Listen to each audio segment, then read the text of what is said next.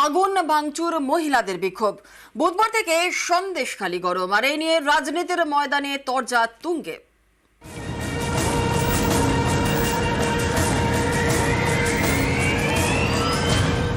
CPM এর সাথে বিজেপির একটি অংশ একজোট হয়ে তারা এই ধরনের ঘটনা ঘটানোর চেষ্টা করছে।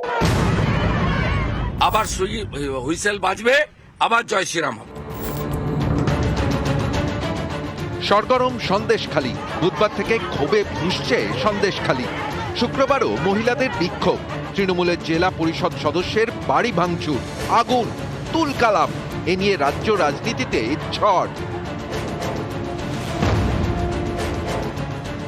ওখানে বরাবরই সিপিএম জেতে এবং সেখানে সিপিএম এর সাথে বিজেপির একটি অংশ তারা একজোট হয়ে তারা এই ধরনের ঘটনা ঘটানোর চেষ্টা করছে। গ্রামবাসীদের গ্রামে থাকতে বলেছি আমরা এবং সংগঠিত হতে বলেছি।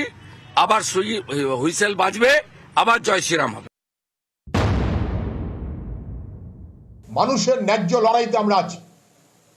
পুলিশ যদি অ্যাকশন নেয় তার আইনি ব্যবস্থা পর্যন্ত আমরা দেখব, কাউকে ছাড়া হবে না। পুলিশ সেই দায়িত্ব নিক, যদি না নেয় তাহলে পূর্ণ দায়িত্ব আমাদের থাকবে এলাকার সমগ্র মানুষকে সেই ভরসা আমরা দিতে চাই। সন্দেশখালীর পরিস্থিতি নিয়ে অমিত শাহকে চিঠি লিখেছেন সুকান্ত মজুমদার। স্বরাষ্ট্র মন্ত্রকের হস্তক্ষেপ চেয়ে চিঠি লেখেন বিজেপির রাজ্য সভাপতি।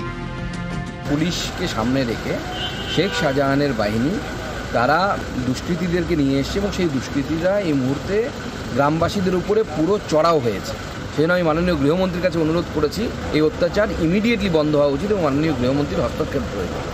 প্রত্যেকদিন একটা করে চিঠি স্বরাষ্ট্রমন্ত্রীকে না লিখলে ওনার নামটা স্বরাষ্ট্রমন্ত্রী ভুলে যেতে পারেন। এখন তো প্রতিযোগিতা চলছে, স্বরাষ্ট্রমন্ত্রীর কাছে কার নামটা মাথায় থাকবে, তা সুকান্তবাবু সেই প্রতিযোগিতায় অংশগ্রহণ করে চিঠি লিখেছেন। 3 দিন ধরে ক্ষোভে ফুঁসছে সন্দেশখালী। ঝাঁটা লাঠি হাতে পথে মহিলারা, তাদের নিশানায় শেখ শাহজাহান এবং তার 2 ঘনিষ্ঠ তৃণমূল নেতা। এই পরিস্থিতিতে স্থানীয় স্তরে দলের দুর্বলতার কথা স্বীকার করে নিয়েছেন ব্রাত্য বসু। সে টানাপোড়েনের ফলে হয়তো সাময়িকভাবে বিরোধীদের প্ররোচনা দিচ্ছে, এটাও ঘটনা। কিন্তু আমার কাছে বিরোধীদের প্ররোচনা বা কারোর থাকা বা না থাকা এটার থেকে দরকারই হচ্ছে মানে মুখ্যমন্ত্রী যেটা চাইছেন যে মানে ওই অংশটা একটা শান্তি এবং স্থিতিস্থিরতা আসুক। নিশ্চয়ই প্রশাসন এই দিকে বিশেষভাবে নজর রাখছে। নিউজ 18 বাংলা।